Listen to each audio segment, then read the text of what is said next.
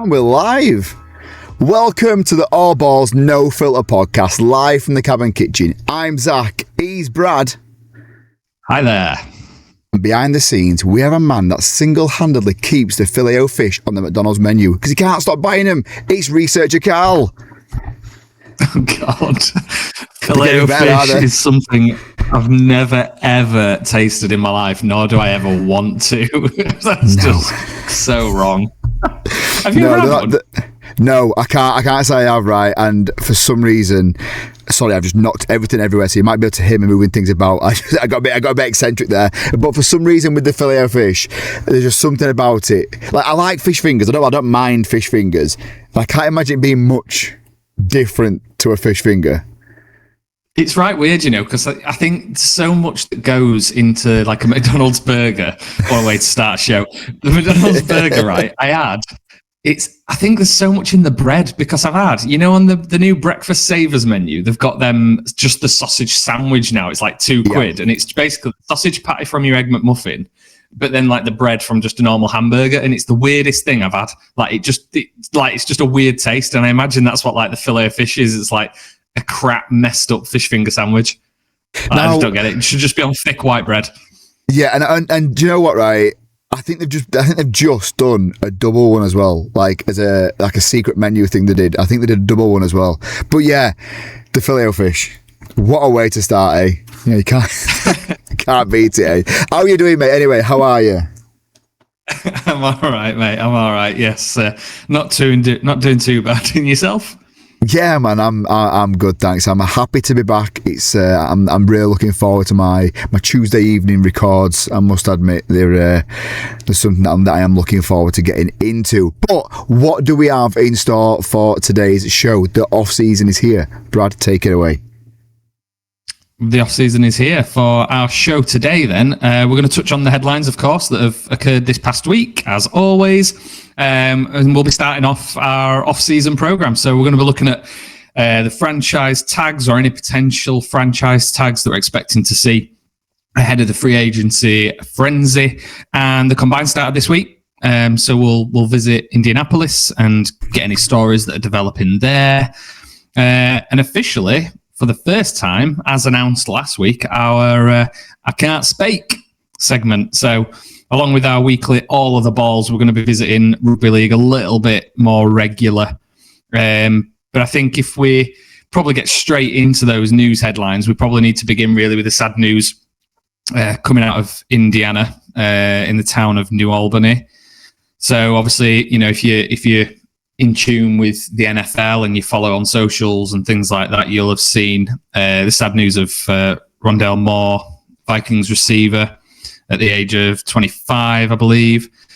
He was found with what's assumed to be or been, you know, discussed as a self-inflicted gunshot wound. So he was found in the garage of a property in New Albany, where he actually started his high school football career. So really, really sad news coming out of Indiana. Really, you know, a young star, and it's sad to think what drove that. But you know, it's all speculation, but sad nonetheless. Yeah, it's not nice to hear, and you know, as thoughts and prayers go to everyone that's involved in his life, his family, his friends, and everything. Hey, and look, you know, to anybody that's listening to this, speak out, get help. You know, you have someone out there that loves you and will listen to you. So please don't ever feel like you can't speak. So just do so. Yeah, but yeah, very, very sad news. And we send from everyone here at the All Balls No Filter podcast, we do send our thoughts and prayers to everyone involved that's been hurt by this. But we're not going to touch on it too much because there's still some speculation out there. We are going to move on to the other headlines from around the NFL and from around the world. The NFL Scouting Combine has officially started. It started on Monday, the 23rd of February. We're going to be touching up on this a little bit throughout the show. Touching on this a little bit. I heard it. Yeah. You know what I meant. So we're going to be touching on this coming in a little bit in the show. And we're going to be touching on this week in, week out as well, because for the next, you know, is it a few weeks that's on now, or next week or so? I should really know this, but they're kind of main bits from there. Yeah, so we'll be touching up on that. The NFL teams are starting to franchise tag their players as well. Again, something we'll be touching on today. Some players will be hitting free agency. Some people will be getting franchise tag. We'll explain everything you need to know about that coming up soon. Also, the NFL international games are starting to get announced more and more. The Detroit Lions have announced that they will be one of the teams that are playing in Munich this year. So Germany 2026 will have the Detroit Lions will be at least one of the teams out there. So that should be fun to see. I'm excited to see the rest of the lineup. I kind of like how the NFL do it, where they drip feed the teams going out, and obviously the other international game, we've got San Fran and Rams over in Australia too, so it is definitely getting international. Now, bit of a big name. There's been a few people being released around the NFL over the past few days, the past few weeks, should I say. But one of the bigger names, or should I say bigger contract names, the Atlanta Falcons have are set to release, should I say, pretty much confirmed, releasing Kirk Cousins. Now, back in 2024, Kirk Cousins signed like a big contract as a QB, and then they signed Michael Penix. Also, they drafted Michael Penix, should I say, who then won that QB battle throughout that year. Bit of controversy there because of how much they paid Kirk Cousins, and I imagine now they're going to be taking some sort of hit on on their cap now because of this contract. But I'm not too sure on that one. We'll wait until more of the numbers kind of get out there and come out. But that's one of the bigger names at this moment in time. We'll touch on a few more of them going forward, but any big names we'll report to you from there. Brad, anything from the news this week that you want to touch on before we move on? No, I think it's just be an interesting one to see where Kirk ends up, won't it? Because I think there's a few teams this year that could probably do with that veteran quarterback. There's been a lot of speculation that he'll end back up at the Vikings, which would be interesting to see. It's weird because he's a good fit for the Vikings, but obviously they moved on from him, and maybe teams like the Cardinals, maybe the Dolphins, places like that could do with that veteran sort of player, depending on what moves they might make. Obviously, the speculation we've touched on already, so we don't need to get in about the Cardinals and Dolphins quarterback situation. But it's not just those two, is it? There's a few teams that could do with that veteran presence. And I think he's still got some left in him, and he's still got some in the tank. So I see him doing that like Joe Flacco role for the next few years, just dipping in and out of teams, just helping out backfield, like not necessarily getting that TV time, but doing a lot of veteran QB work in that backfield, helping the young guns kind of learn the ropes a little bit, because like you say, he's still got some in there. But yeah, sweet. So they're the news headlines from this week. Now, before I forget, guys, I always leave this until the back end of the podcast. If you're listening to this and you want to see some really nice visuals of my face and Brad's, then head over to our YouTube channel or the Spotify. Our Spotify channel does have videos on there as well, at ABNF pod across all of the socials. But yeah, head over to his YouTube channel. Please hit subscribe, like, follow, leave us a comment, get involved, and just the main thing is sharing this to your friends. We want to kind of get out there a little bit more and get your views and your friends' views and stuff. We're getting quite a few comments through Spotify at the moment. It's pretty nice to see. So we'd like to keep getting some more interactions with you guys from there. So again, head over, follow, like, and all that jazz. Right. Franchise tagging. So we hear this statement every year as an NFL fan, and if you are new to the NFL, you might think, well, what the is franchise tagging? It's not something you see in like UK sports in particular. So Brad, do you just want to give us a quick 30-second explanation as to what franchise tagging actually is, and we'll get into it from there? Yeah, I'd be more than happy to, and I can't wait to mess something up and be called out on it. But in essence, for those who maybe aren't fully in the know, the franchise tag is a tool that teams can use to essentially hold on to a player. So as they're becoming a free agent, they can apply one of three different tags to the player. Two of which are called franchise tags, as exclusive and the non-exclusive, with slight differences. And then the third type of tag is a transition tag, which are much less common generally. in essence, it's a way to be able to hold on to a player for an extra year beyond the contract. Now, that does come with a caveat. So I think we've got a slide here that will show us some average salaries, if I'm not mistaken.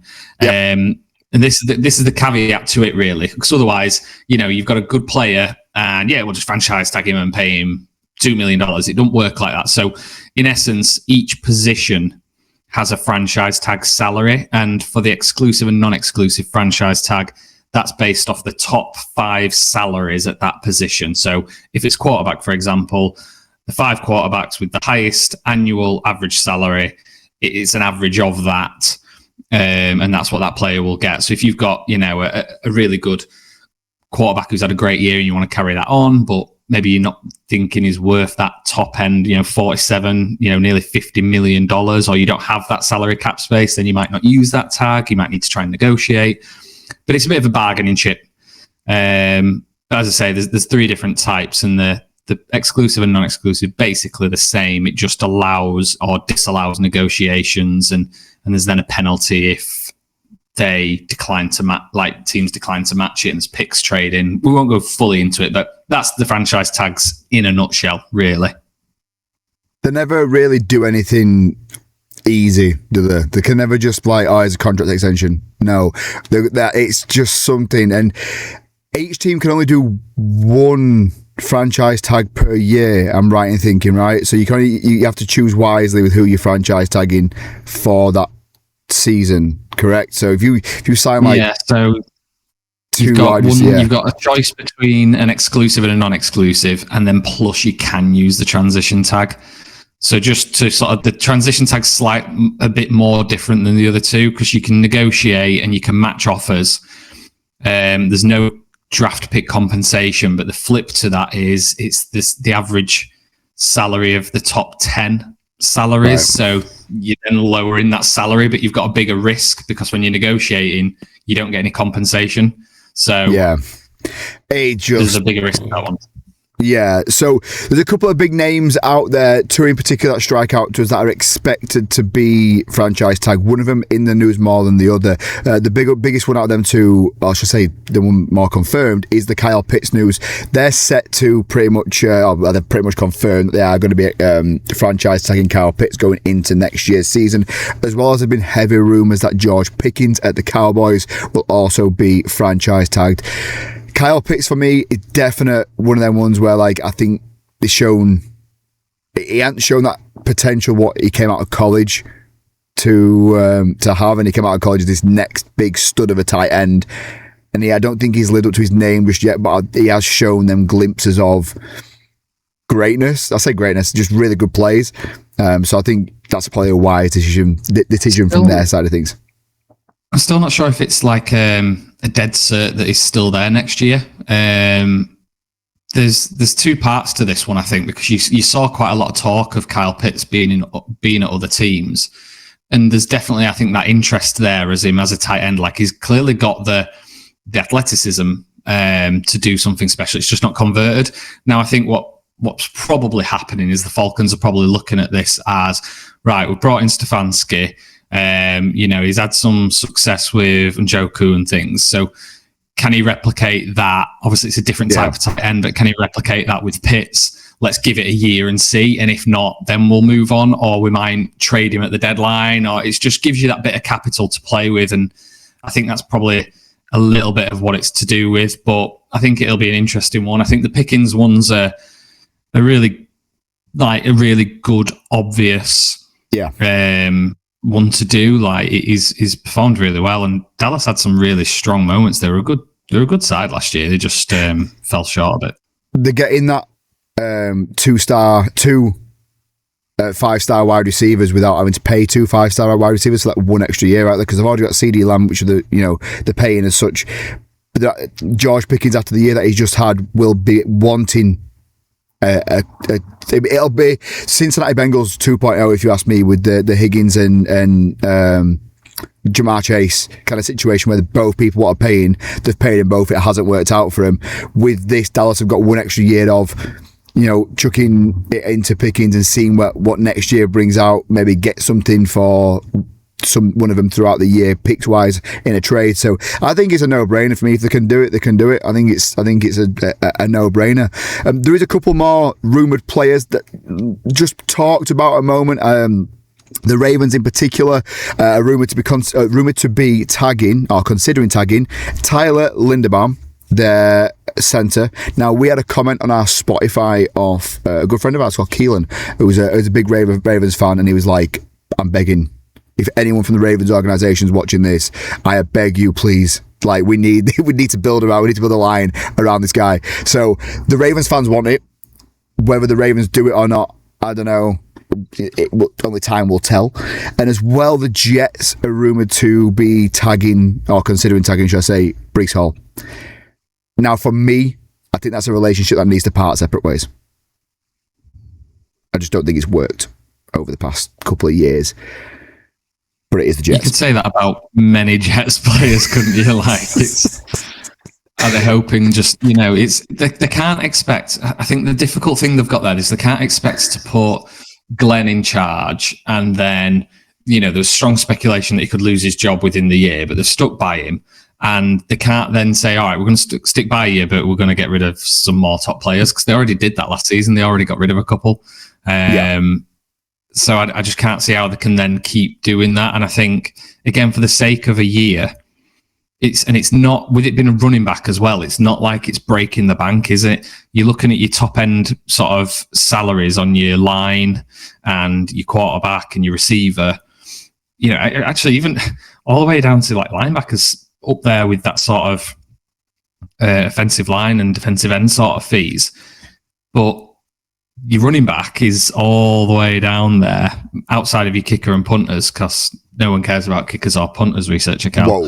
I'm kidding, of course, just trying to trigger him already. But your running back is way down there. It's 14 mil, and the cap's gone up this year as well. So, for a player that's got quality, it's worth just giving another year, isn't it, with that sort of head coach going on. So yeah, and I'm surprised at what the franchise tag is for the running backs compared to what they've done in the past couple of years, or the past 10 years has been kind of dominated around the running backs, like Saquon Barkley and people coming out of it, Derrick Henry. I'm surprised it's been so low from there. Actually, Justin, breaking news right this second. Thank you, Research Cal, for throwing this into it. As we're talking about it, breaking news now, the Falcons have officially placed a franchise tag on Kyle Pitts. So as we're talking about it, it has been broken right now. The timing on that news comes from Tom Pelissero, by the way. Thank you, Researcher Cal, for picking that one up. So if it's not accurate, it's not Researcher Cal's fault, it's Tom Pelissero's fault. Well, thank you for that. And yes, breaking news there. So going on to that, is not to be expected. He has been placed on the franchise tag list. Now, just looking at some teams that have been dubbed or been rumoured to not be using any of the franchise tags this year, and Giants and Seattle are two teams in particular that aren't looking to do so. Giants, just due to financial reasons, I think they're a bit up in the air at the moment. Now, this is what's been reported. They're just trying to not do anything just yet, money-wise, and kind of lump it in maybe free agency or from there. The Seattle one does strike me a little bit, because they could place Kenneth Walker, the Super Bowl MVP. And I know we touched on this last week a little bit, but where does this leave him now? The Seattle have now gone up for sale after winning the Super Bowl, but where does this leave him, and what kind of image does this paint for Seattle not tagging or not wanting to keep their Super Bowl MVP on the team literally the following year? It's been 2 weeks since the Super Bowl. It could be one of many things, and this is the nature of the franchise tag. It can be used to hold on to players. It can be used as a tool to be able to try and gain picks. It can be used as a tool to sort of say to a player, I'm going to hold on to you for now because we definitely want to make something happen with you, and we just need a bit more time to back and forth.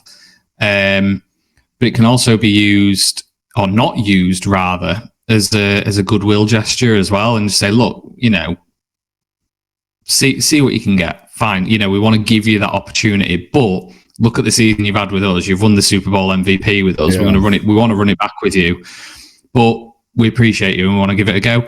I don't know what Seattle's cap situation is off the top of my head, so I'm not sure whether it's anything like that. They've obviously got other positions that they'll need to sign, re-sign, negotiate contracts with. So I don't think it's a huge thing, but I think, again, for that cap hit that we've just said, 14 mil, should they do it? Maybe, probably.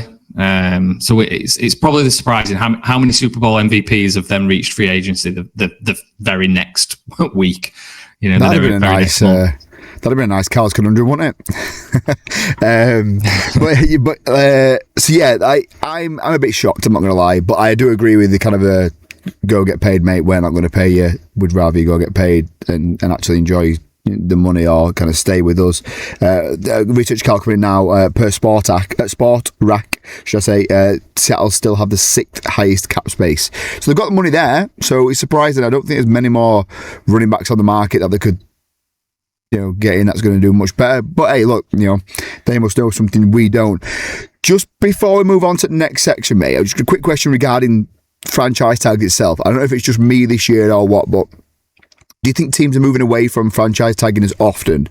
Because I feel like there's getting not less and less every year, but the bigger names are just kind of, I don't know, it doesn't seem to be as often now. Like in the previous years, it felt like in the news there was a big franchise tag every year, or 2 or 3, should I say, every year, big names. And now, just, to me, there doesn't feel like there is. What do you reckon? Yeah, and I think there probably is, and I think you're probably right, and I think, or there's the element of it maybe is being used, but it's not those huge names, because also what we're seeing more and more now are, if you look at receivers as an example, your huge names there are commanding huge money, and therefore as a result that cap hit is getting bigger and bigger. But just look at how many top-end wide receivers have been drafted over the last 2, 3, 4 years. It's almost like college players in those big money positions are being found more often, or maybe better developed, and they're coming into the NFL and they're having impact much quicker. So is there as much of a need, or is the value worth as much as what it was when they're thinking, well, actually we're scouting some mint receivers that are coming through and we'll take our chances there. It's a tough one. Like the cap game's a messy thing, and the tagging thing, I don't think anyone outside of the game fully understands it. I think some of them actually in the game don't fully understand it, to be honest. Yeah. But like it's a minefield, and I don't pretend to be an expert, but it's an interesting one. No, there's a lot of players as well coming through the draft in the later rounds that are shined in it. It's just going to show that the first round picks aren't necessarily always the best, and you can give that with like just throwing it out there, two wide receivers like Marvin Harrison Jr. and Puka Nacua, who were drafted, in terms of the rounds in particular, miles apart from each other. And if anything, Puka's had more of an impact on the NFL than what Marvin has. So, it can go who deserves the money. But I can guarantee from the name, Harrison Jr. is going to want to get paid at some point. He's going to show for it. But yeah, I agree. It's becoming one of them where I think they're being a bit more smarter now with what they're doing. So we're going to move on. The franchise tags obviously happening. We're going to move on now to the NFL Combine. Now, I'm a big fan of this. I love the NFL Combine. But Brad, quick 30 seconds. What is the NFL Combine? So the NFL Combine is almost the final stage or second, the penultimate stage, if you like, of the scouting of college players. So the vast majority of the top end of college players will come to Indianapolis, and they will basically work out on different physical tests. Some of those are about physicality, so like bench press, there's the 40-yard dash, etc., the high jump, broad jump. And then there's the actual positional tests. So, quarterbacks and receivers, for example, will do pass skellies. running backs will have their set sort of route combos or runs that they're expected to do, yada yada. And it's an opportunity for all the teams to scout these players at the same time in the same scenario. The only thing that follows that really would then be the pro days. So your top colleges will host their own pro days, which is a little bit more, and I'm sure we'll get to this, but they're probably becoming a little bit bigger now than they've used to be, and sort of almost not overshadowing the combines. Combine's got 319 players, researcher Cal's saying there. But it's they're a lot more controlled. So the players and their trainers and the colleges can control them a lot more and show what they want to show, not what they've been forced to show or expected to show, which has its pros and cons, I guess, and sort of explains why Mendoza, for example, is skipping throwing. He's the big name, isn't he? We spoke about him probably going first overall to the Raiders.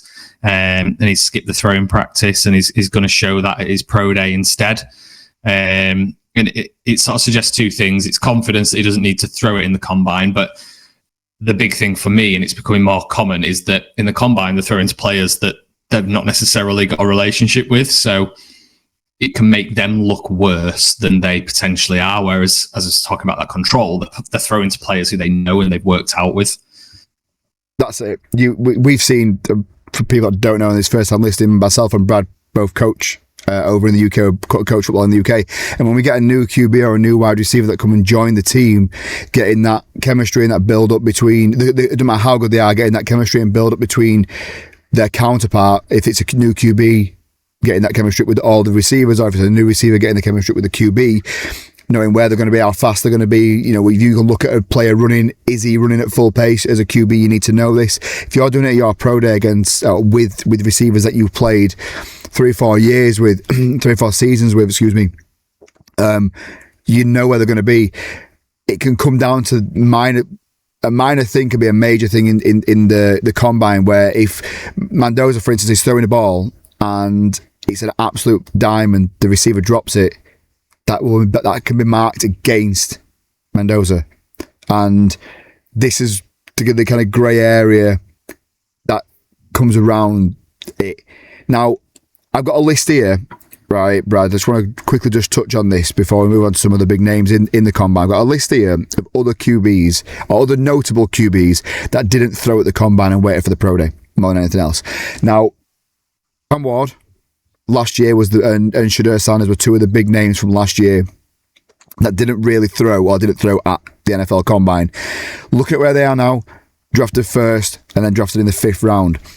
There's a big difference there, but if you look at the other names on this list, such as Joe Burrow, Kyler Murray, Bryce Young, Sam Darnold, Andrew Luck and Matt Stafford, all first round picks, all top 3, other than Sam Darnold, all first overall picks as well.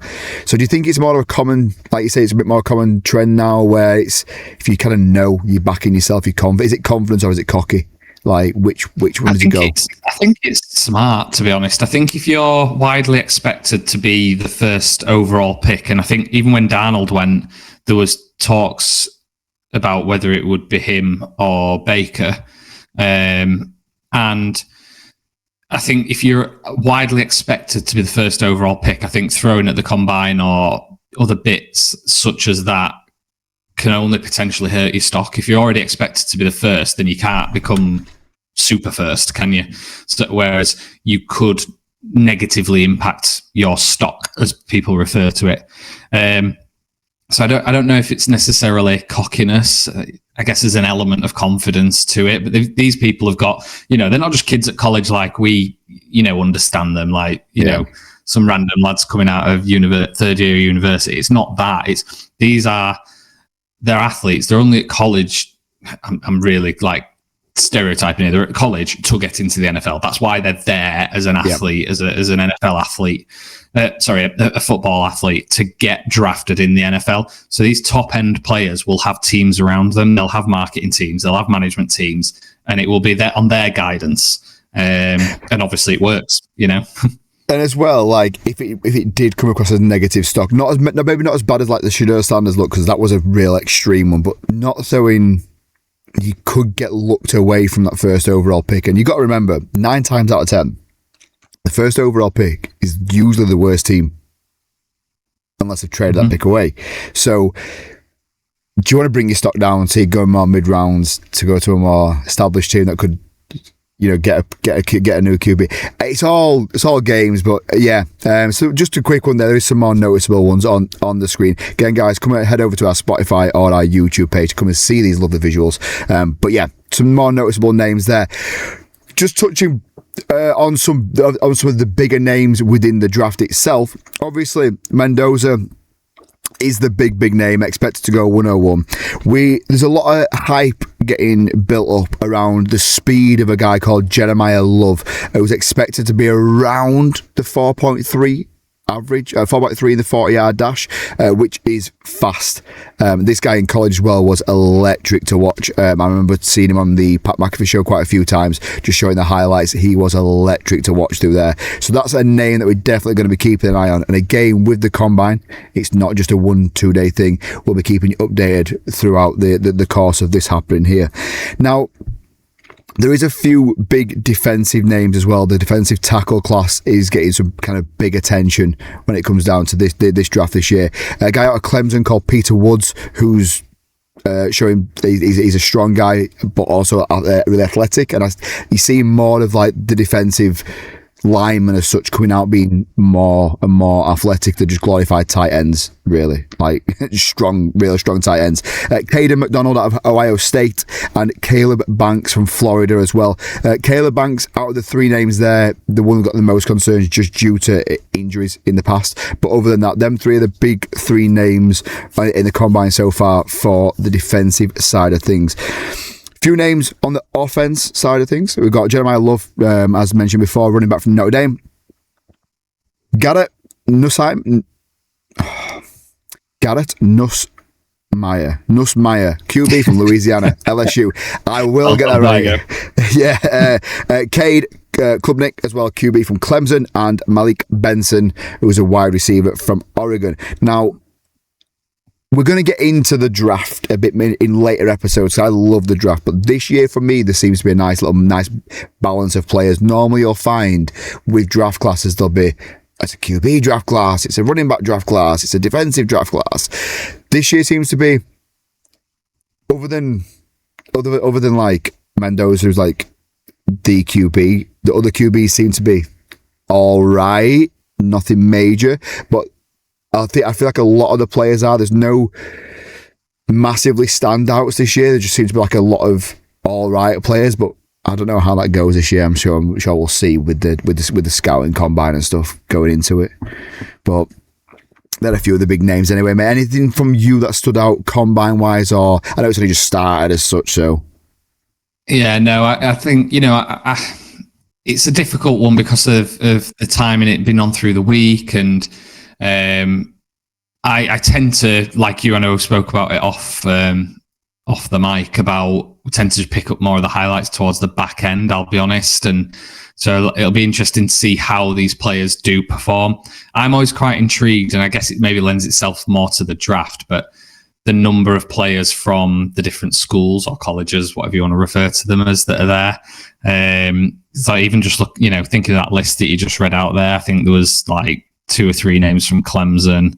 You had Oregon on there. You got Texas A&M. You got Notre Dame, who I think are maybe the second highest drafted school. I think it is. They're definitely top 3, if I recall rightly. So I'm always quite intrigued by that because that's another part of college sports, which I think a lot of UK fans don't know unless they're into it. If you're just the average watcher of the NFL, you might not realise, but like college players do enter what's like the portal, as they call it, to move schools, and that's not normally for academic reasons. It's to further their playing career, and getting those starting rep opportunities, or they might perform really well, so might try and get to a bigger school and have a better chance of getting somewhere. So I think I'm excited to see the combine develop, definitely, and see how it performs. Research Carl there, Texas A&M have the most combine invites with 13 players. Thank you for that. Which is quite significant, actually. It doesn't sound a lot out of 319, but when you do your research and look at how many schools there are in the States sending players to the combine. It's obscene. It's a big old number. With the combine, obviously, we're only inviting the 319 players. And again, 319 seems like a lot of players, but when in the flip side to what you've just said there, Brad, if you put that to how many teams there are and how many, you've got a 53-man roster on each team, across all the teams, it's not actually that many people that are getting invited to it. Over the years, there has been a few names, big name players that didn't actually get an invite to the combine. And there's names such as Tyreek Hill, Julian Edelman, Antonio Gates, Adam Thielen, James Harrison. 5 names there in particular didn't get invites to the combine, and arguably all 5 have strong Hall of Fame candidacy shouts, because they've all not just been won and out year, not just done 1 year out of the NFL off the pop, the big name. So as much as the scouting combine's good, doesn't necessarily mean that, if you're not invited to it, it's not the end of your career. But going back on to what you say about the academic side of things there, Brad, for people that don't know much about college football, and the NFL in particular with this draft, if you're not, what would be the equivalent to a straight A star student over in the UK, if you're not doing that in America, you're not getting drafted, no matter how good you are, because they will test you, and you have to have, they'll have you have backup plans for your life, because the NFL's, you can make millions upon millions of dollars each year, or your career can be over within 2 games, and then what you're going to do with your life. And they try and kind of get you, set for life afterwards. And I quite like that about it. I want to talk more about that when we come to the draft episode, but there's so much that goes on off the field and so much that goes on academically. The NFL is such a small bit. It's crazy. The whole sport is just wild with what it goes with. But we'll keep you updated with the scouting combine. And yeah, that's pretty much it in terms of that. Brad, anything from yourself before we fly off to what I'm really looking forward to? I'm not going to lie. I can't speyk. I'm good for the combine. Let's get to it. Come on. I can't speyk. Right, we are here with what's going to be one of my favourite features for the next few weeks in particular, until I start drowning my sorrows in what my team is going to be performing after especially the last weekend. But our rugby league results and discussions from the last week in particular. Now, last week was a little bit different to a normal week in the rugby league, as we had the World Club Challenge, which was the team that won the Super League last year against the team that won the NRL. Is that how you pronounce it? The team I won the NRL. Would face each other. It alternates each year correctly. One year it's in Australia, the year after it'll be in the UK, and vice versa. I believe so. I feel like I actually made a mistake last week, and I was called out for it. I got myself confused on it. We were talking about Vegas. Now, Vegas games do happen, but I think I just got myself cross-wired and said, "Oh yeah, World Club Challenge is happening in Vegas." It wasn't in Vegas. Hull KR are playing in Vegas. Yep. But it was the World Club Challenge. So it was Hull KR, the grand final winners of the Super League, and Brisbane Broncos, grand final winners of the NRL, playing against each other at actually Hull FC's ground. So they turned the black and white stadium red and white, didn't they? Or cherry and no, that's not cherry and white. That's Wigan, red and white. And it was a good game. It was a surprising game. See, I wanted to start I Can't Speyk. The first I Can't Speyk anyway. I wanted to start this with York City are the best rugby team in the world right now. And then this happened this week, right? So just rewinding back to round 1, York Knights, right, beat Hull KR. So York Knights got promoted.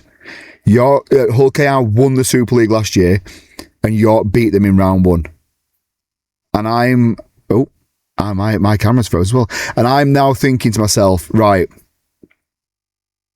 Sorry, I lost train of thought there. So I text Brad saying, this means York are now the best team in the country, and then all of a sudden, Hull KR are beating Brisbane, and I text Brad no, they're the best team in the world, and then they come out and lose.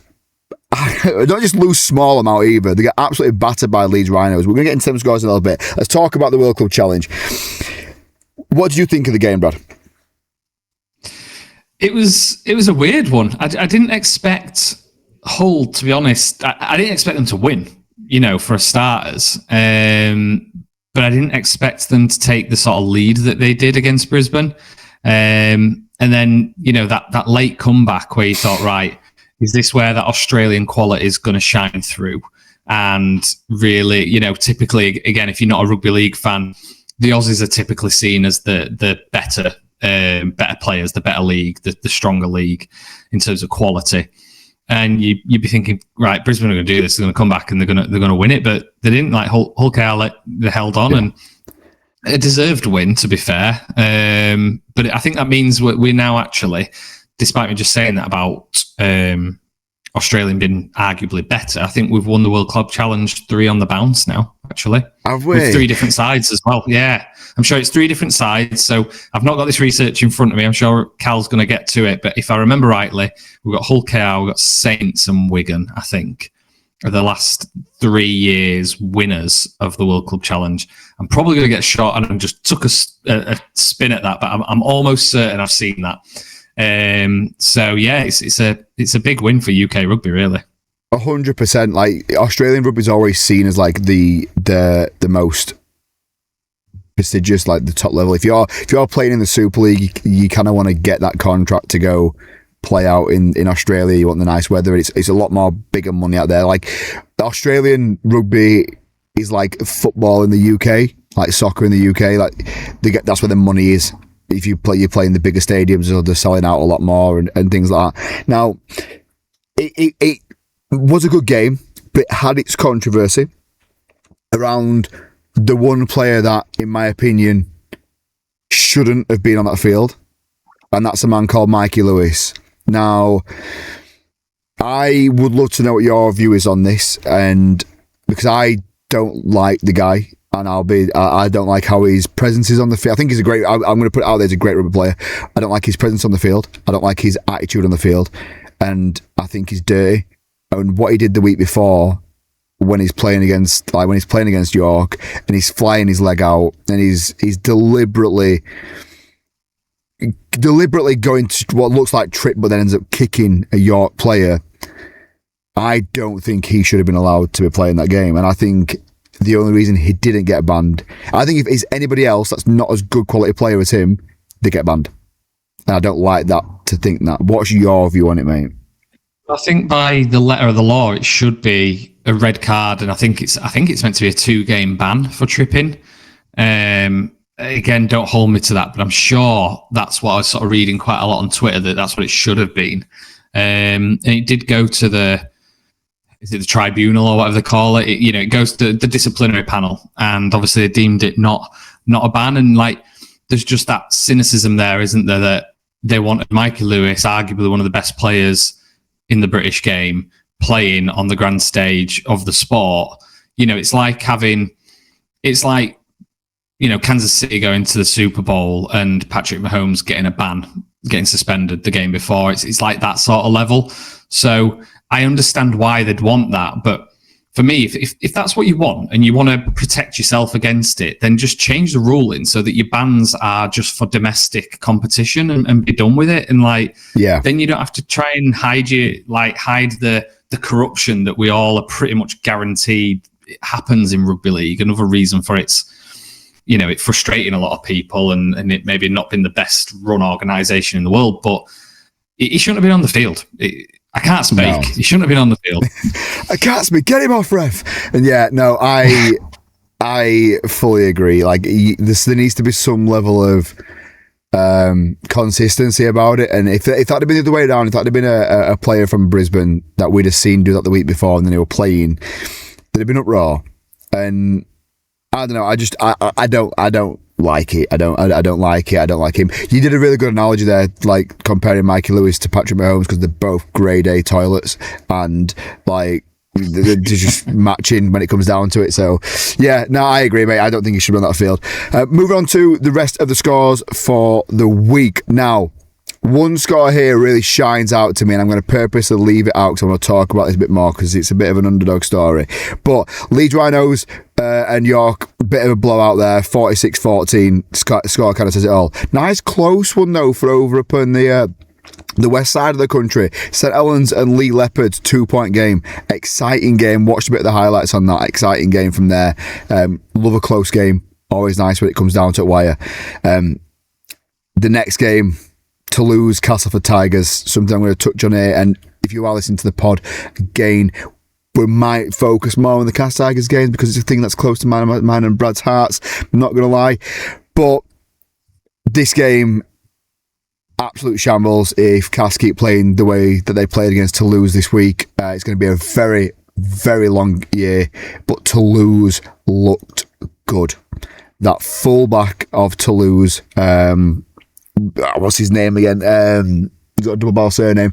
But that Toulouse fullback just ran the game. Absolutely ran the game. He was lethal. But yeah. I mean, give Toulouse the credit where it's due. Like, you know, Cass didn't look anywhere near as good as they did the week before against Wigan. The thing that they did really good against Wigan last year was defend their absolute backsides off and defended really aggressively and really well. You know, they held them out for like 10 minutes on the try line, but you just didn't see that against Toulouse. It was the opposite, really. But I think Toulouse look like a solid outfit. It'll be interesting to see how their season goes just generally against other competition because they've got 2 games and 2 wins at the minute. Yeah, the Toulouse-Catalan game is going to be a good one for me because Catalan have been a strong outfit the past couple of years.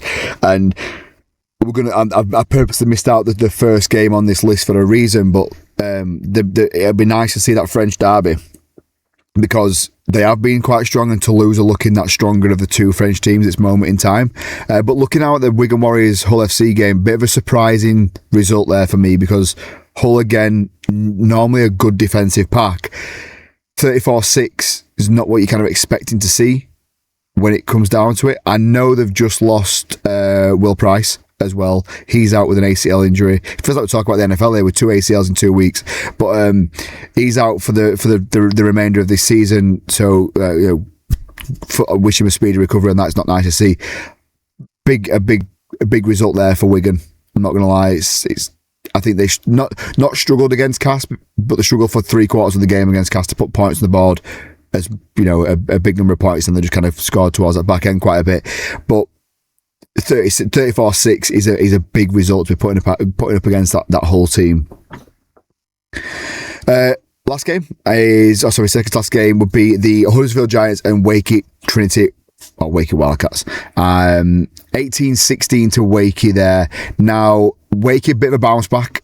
They lost to Toulouse last week. We had a bit of we were texting about this, weren't we, about Toulouse beating them and bouncing back to beat the Giants. Only just beaten though, 2-point game. So there's a kick in this game that kind of solidifies it. Huddersfield dubbed to be one of the bottom teams. So I don't know what this strikes Wakey after last year being so consistent and so exciting to watch. Is it that Daniel Powell curse of exciting, and then the drop off? I don't know what to think about that. And same drop off they've won this year, that they would have won this week, but they've only won by 2 points against Huddersfield. So it'll be an interesting one to see how they develop through the year. I think you're right.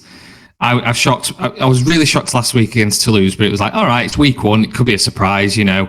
And then obviously Toulouse beat us, so it's like, okay, maybe they are a good outfit. But then to only beat Huddersfield by 2 points, but it'd be intriguing to see what happens with Wakefield through the season after what was a really successful year for them last year, wasn't it? You know.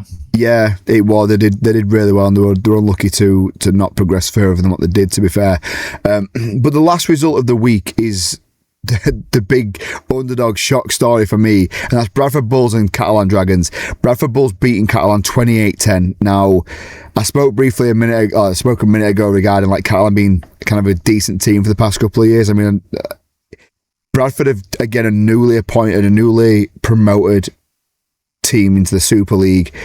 Don't have a lot of financial backing either. And to come out and not just beat Catalan by 2 points, like the Wakey Huddersfield game, to come out and put 18 points more than them is a solid result. And that puts kind of Bradford down as like, you know, we're here and we deserve to be in the Super League this year. Like, we're going to put one of your normally favourite teams, or favourite to win teams anyway, we're going to come out and we're going to show them that we're here for the game, boys. You know what I mean? Like, let's have a good game. But is there anything from this week, like, from you, Brad, like, that stands out to you more than anything else across Super League or even the World Cup Challenge? It's always hard to tell, isn't it? It's always hard to tell in these early games because, you know, teams are finding themselves out a little bit. Week one's always like, oh, look at that. And then week 2 and week 3 tend to settle it down a little bit. But I just think it's interesting when if you looked at the Super League table now, your top 6, I'll just read it top to bottom. You've got Wigan at the top. In second, you've got Toulouse. Third, you've got the Rhinos. Fourth, you've got Bradford. And then you've got Lee and Warrington in 5th and 6th. Obviously, Warrington have only played the one game, so they could jump up with a win once that all balances out. But yeah, it's just exciting to get another exciting sport, which obviously myself and you are really interested in. It's just exciting to get the season started, and it's the sign that the sunny days are coming and stood on the terraces. So I'm excited to see how the season goes. If you take Toulouse out of that, like, you know, what is it, top 6 that you've just read out there? If you take Toulouse out of there, it screams like early 2000s, late 90s Super League table. Bradford Bulls in there. You know, the only thing we're missing is the Halifax Blue Sox. You know what I mean? Like, it brings back them them old school memories. But yes, the sunny days are coming. I'm looking forward to it. I'm actually going to the game this weekend, and I'm super looking forward to it. I'm blessed that I'm taking my 2 daughters to the game. So I'm for the first time. So I'm looking forward to that. But yeah, we'll be reporting back with more Rugby League news as it comes in next week. So yeah. Right, Brad, I think we need to move on now to another segment, another consistent segment here with the All Balls No Filter. And that is going to be All the Balls. So, All the Balls is here. Brad, will you just do me a favour? What is All of the Balls? I'd be happy to explain, Mr. Zacky Boy. So, All of the Balls is where we touch on other areas of the world of sport. I almost weekly say where we touch on the balls, and I'm pretty sure I have. But we are going to revisit or visit some of the sports that are happening around the world. Obviously, we've got our rugby segment now as a bit of a new staple, if you like. But just checking in on the latest news around the globe, really. Happy days. Now, I'm going to start with this one, if that's all right, mate. And I'm going to bring in... There's 4 balls involved. Well, 4 balls in the ring, should I say. And that's with these 2 boxers. It's very, very loose connection there. I tried to bring in some sort of balls and connection. Are you talking about testicles? I was talking about testicles, yes. Right, I was talking about testicles. But we have 2 boxers going back into the ring. Now, these are young whippersnappers stepping into the ring for a fierce battle at the prime age of 49 and 47. Netflix strikes again with another, as it's been branded, carnival boxing match. Floyd the Money Mayweather versus Manny Pacquiao 2.0. Now, Floyd coming in at 49 years old. Manny Pacquiao coming in at 47-year-old. They're coming back for a rematch. The last time these guys fought was in 2015, and it was dubbed at the time a very stale contest that happened 5 years too late. It's a cash grab. The first time they fought, Mayweather was reported to earn around $250 million, while Pacquiao earned $150 million, and that's per TalkSport on that. This is a shambles, if you ask me. This is, and if everyone watches this like they're going to do, myself included, then we're all mugs and we're all just feeding into Netflix's money pit that they're just throwing at fighters to do what they want to do. The rules are yet to be confirmed, other than the fact that they're wearing 10-ounce gloves and it's going to be 12 3-minute rounds. And quite honestly, I think they need to stop doing this. They've done this with Tyson and Jake Paul. They've done this with Anthony Joshua and Jake Paul. They're just getting the old names that are guaranteed to bring the views in, and we all know it's going to be a shit fight. We all know it's going to be stale.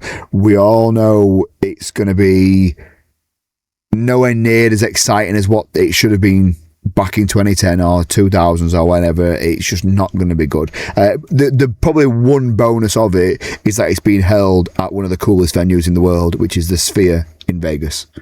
Other than that, it's yeah. Research Carl coming in, actually, is surprised it's not held in Saudi Arabia. So am I, to be fair.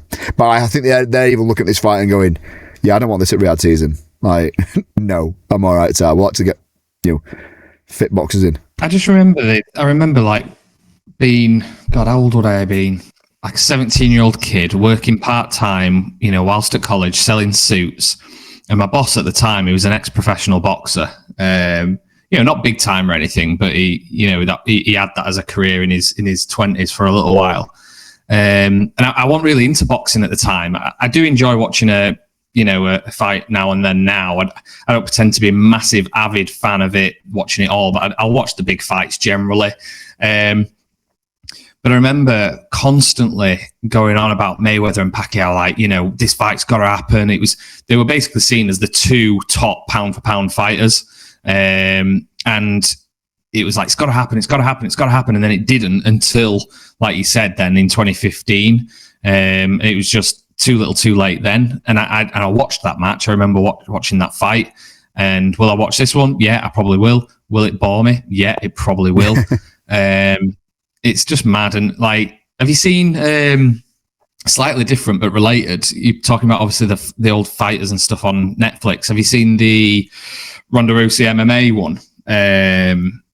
That's happening as well, and it's not actually sanctioned by, is it Total Knockout or whatever it is? It's not actually, it's a Netflix thing, and it's sanctioned by, is it MVP? Which is Jake Paul's promotion. Yeah. So they're sanctioning the fight, and it's Netflix exclusive. I can't remember who she's fighting for the life of me now, but it's like an old rival sort of person.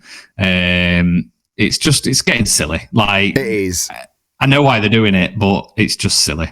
The thing is, and it must be so upsetting to be an up-and-coming boxer or a boxer that's been around for a while, that's not kind of necessarily made the big name in lights that always, I wouldn't say a journeyman, but I would say like they've been around long enough to be on the card of a big, like, say, Fury fight, for instance, but not main event.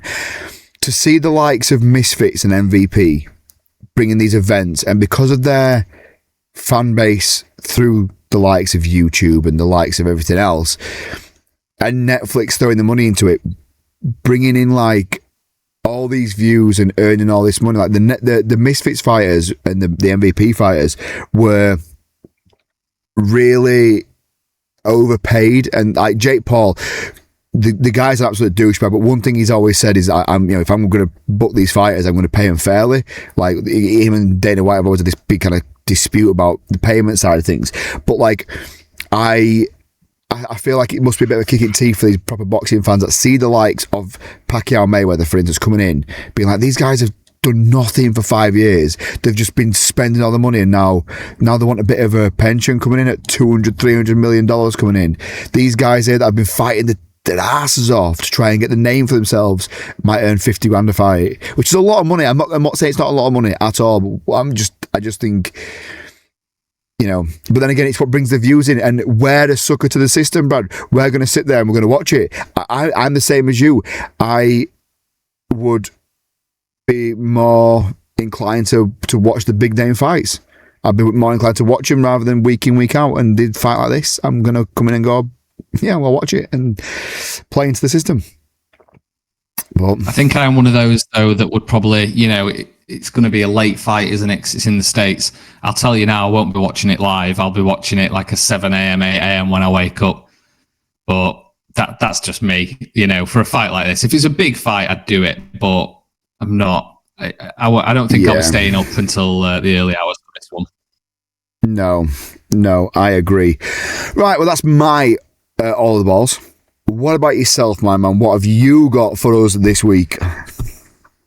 I guess it's something we've discussed in different ways over the last couple of weeks. It's probably the biggest sporting event at the moment, considering the amount of athletes involved and the nations involved, and that's obviously the Winter Olympics.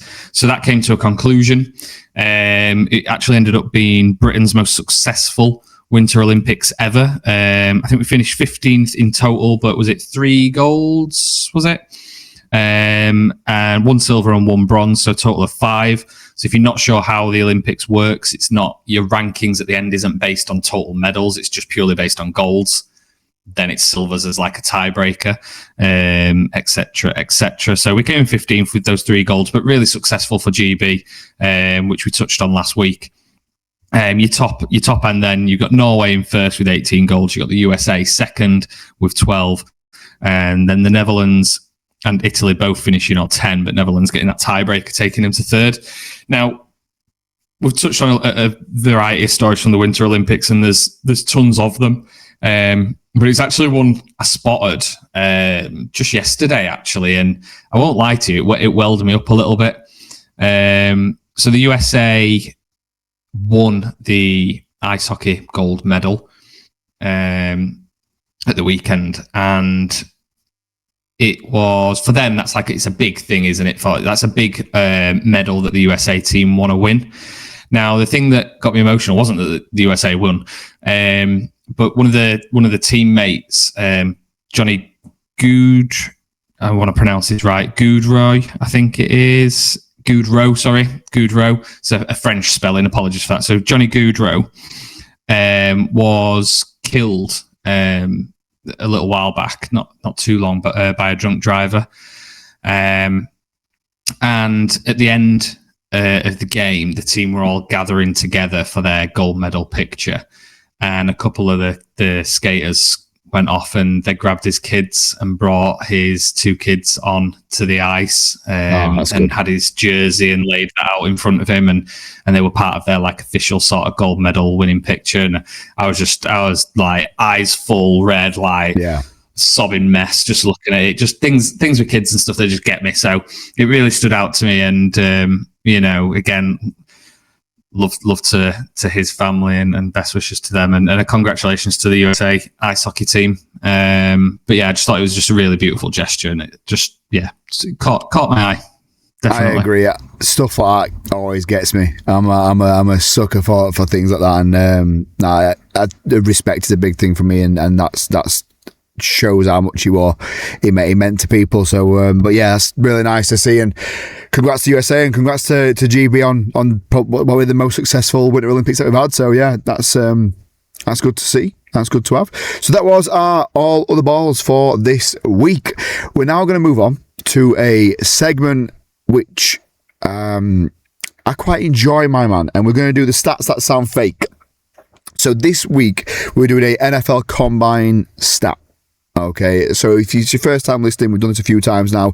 Don't worry, wives' words is coming back, but we're saving a couple of them towards the season, right? But stats that sound fake, there are 3 stats that are going to be on the screen in just a second. I'll read all 3 of them out, and between myself and Brad, we're going to decide which one is the real stat.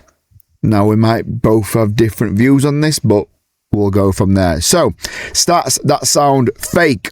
Guess the real NFL Combine stat. The first one is, if you want to see this, by the way, head over to our YouTube page.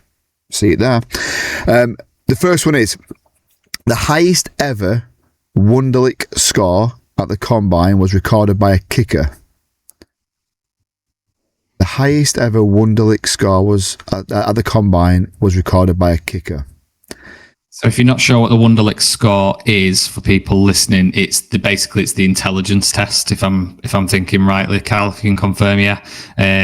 So it just sort of measures their general IQ, aptitude, just general intelligence, if you like. So what Carl's basically saying there is the most intelligent person at the Combine is a kicker. Say no more. The second one is only one player before the year 2000 has run a sub 4.3 second 40-yard dash. So only one player before the year 2000 has run a sub 4.3 second 40-yard dash. And the last I'll one. confirm the record for the 40-yard dash. Is it 4.22? It's somewhere like that. Just find that for me while we read out this last one.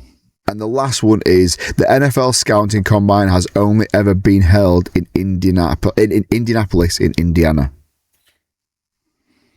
Yeah, so the combine's been at Indianapolis definitely for a while. Yes.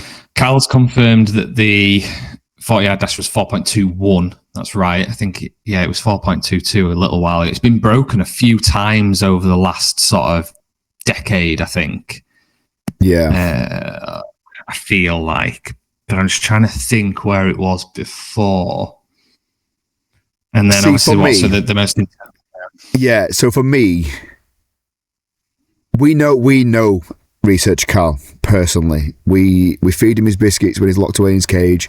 Just make him work a bit harder, right? And I know how he feels about kickers.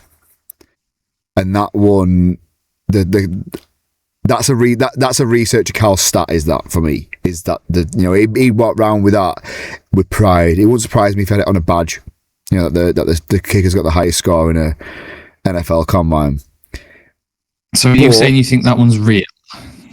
Well, I'm torn between the top two. I think the Scouting Combine has been at Indianapolis for I want to say something daft 13 years or something. Right. Yeah, I feel like it's not always been there. No. But I know it's been there a while. Right. But I think I'm just trying to think pre-2000, you didn't really have speed demons, did you? Again, I could be wrong. If I'm wrong, let us know in the comments what you guys think. Pause the video now. Pause it. Let us know. Right, you can restart again. So, but what are you feeling towards it? I'm almost certain. So I'm almost certain the NFL Scouting Combine has been somewhere else. Yeah. So I'm ruling that one out. Yeah. Research Cal, just get it ready for our chat. We've got a little chat down there. Don't post it in yet, but I want to know if we're wrong, or if we're right. Sorry, it has been somewhere else. How many years has it been at Indianapolis Fox? I think I want to say it's about 13 years or something like that. But don't post it in yet because I don't want to give anything away. I'm just going to nail it in Ed. The kicker's the smartest person on field. That's my vote. So you're saying that's the real combine stat? That's the real combine stat. The highest ever Wonderlic score at the NFL Combine was recorded by a kicker. That's mine. I think it's a double bluff.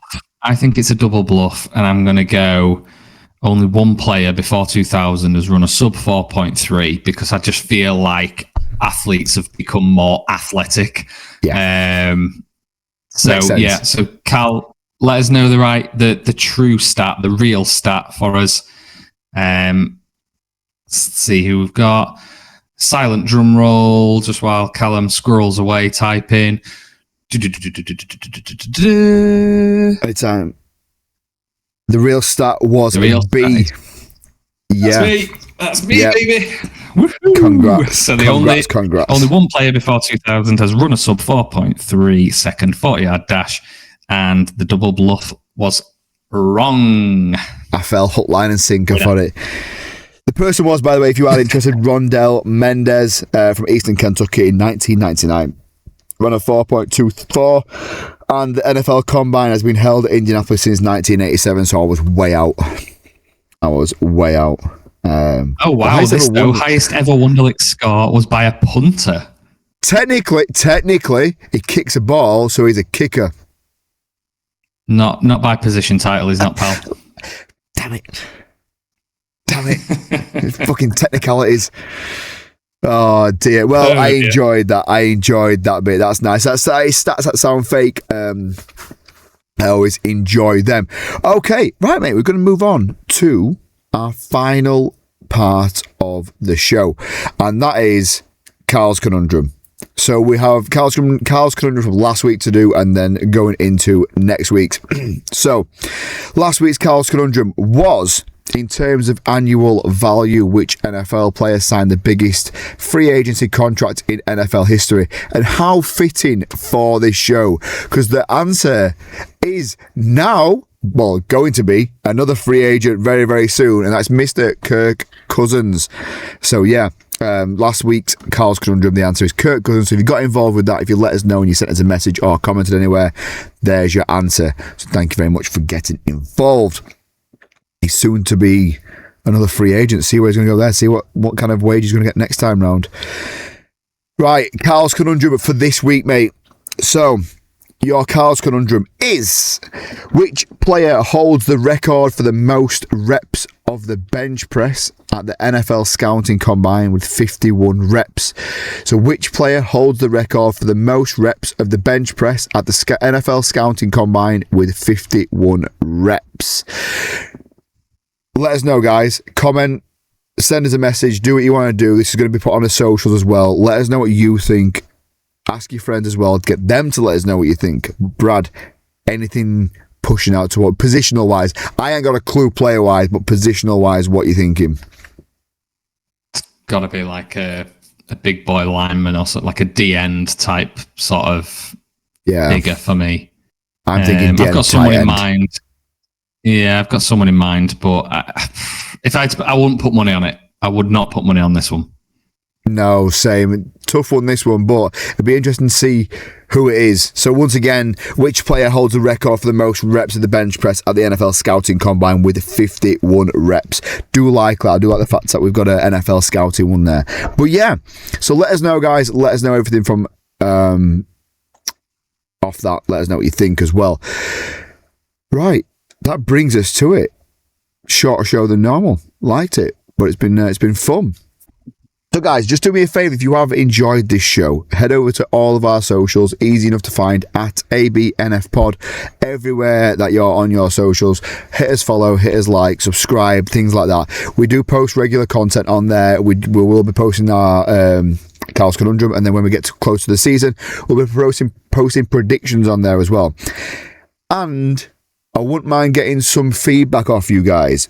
We're potentially looking at starting a bit of a fantasy football league next year, but we need some people to go up against. So if you guys are interested in getting into a fantasy football, free to play, let us know. We're going to look at maybe setting that up, setting a little community up in the background, a little Discord for people to come and join at some point. But yeah, we're going to look at getting that sorted out and set up. Anything from yourself, but before we sign out and get out of here? No, thank you as always to those of you that are tuning in. What would be massively helpful, we are getting interactions from you guys, but if you could leave us a rating, that would be amazing, or a review on Apple Podcasts or Spotify, wherever you're listening. If you hit subscribe, many of you have done that already, so thank you, but leave us those reviews, just help us get out to a wider audience. We'd much appreciate it. That's it. Thank you very much. We will see you next week with some more NFL takes. And I can't speak. Right. Anyway, good night. God bless. I'll catch you in a bit. Peace. Later.